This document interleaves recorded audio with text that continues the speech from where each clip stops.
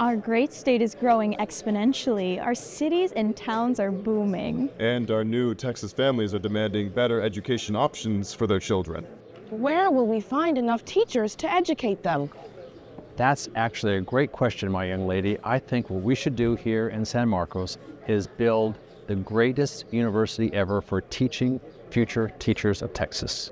A school especially for teachers, sir? Yes, but only in the beginning. I dream of a school that will one day grow with our great state, that will develop other academic fields as well. Yeah. I see a splendid campus with magnificent buildings where you walk in on the main floor and you're actually on the third floor, where students will learn with open hearts and with open minds. Here. And our buildings will have stately names like Centennial Hall and Freeman Aquatic Biology Building and Flowers Hall and Live Oak Hall. Flowers and Live Oak Hall, sir? Is that where the students will study horticulture and forestry? If only it were that easy, my dear. In fact, that's where they will learn English and video production. Oh. What is video, sir? Yes, video, indeed, video.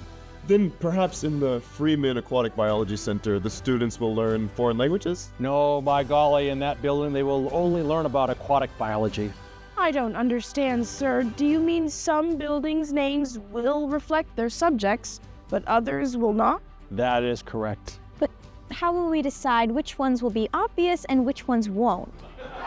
Well, that's not important right now. In fact, what's important for us right now is to build our very first building. We shall begin construction on our first and most impressive building, a marvelous new structure that will define our new mission.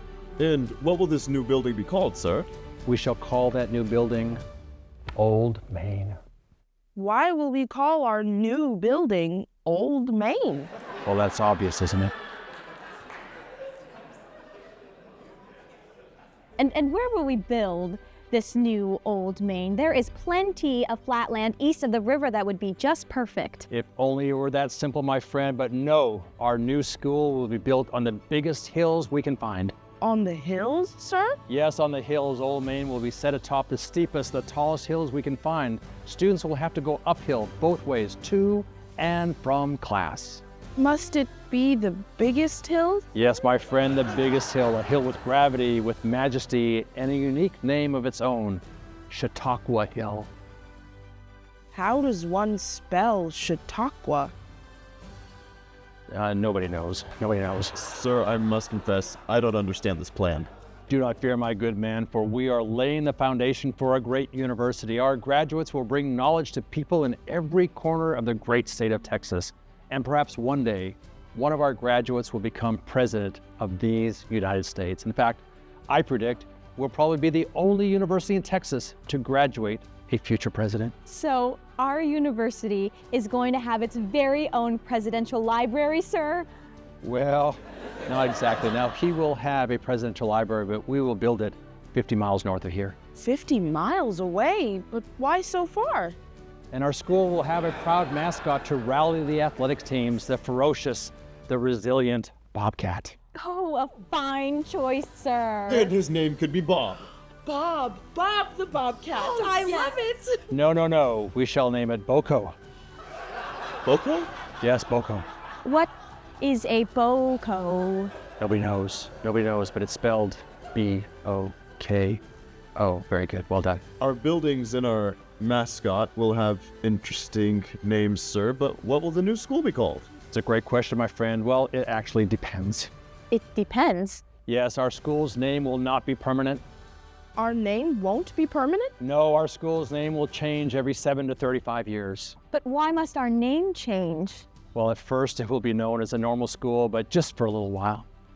Well, we are in the heart of Texas. Perhaps we can be called the Central Texas University. No, of course not. That's too simple. We will be called a college first. So then, Central Texas College? No, we will be Southwest Texas, obviously.